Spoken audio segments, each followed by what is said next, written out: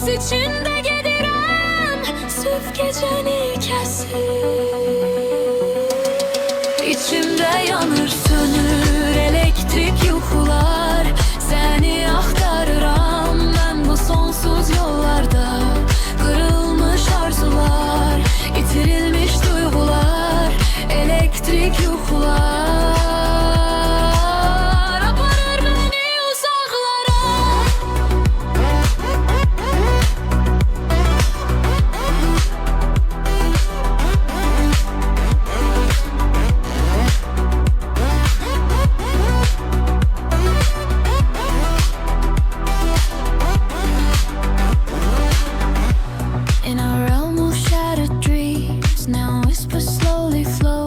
Echoes of forgotten words in shadows down below. Sunlight breaking into pieces, painting colors on the sky.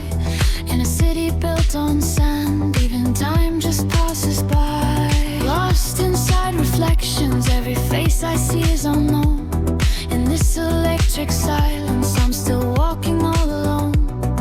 İçimde yanır, sönür elektrik yuxular.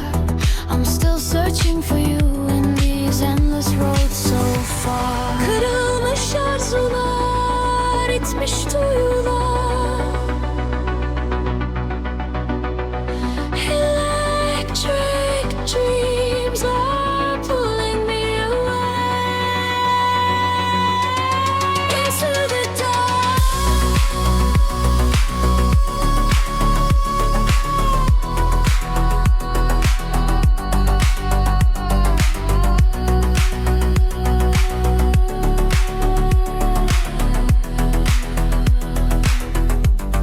İçimde yanır, sönür elektrik yuxular. Seni aktarıram ben bu sonsuz yollarda. Kırılmış arzular, itbilmiş duygular, elektrik yuxular. Aparır beni uzaklara.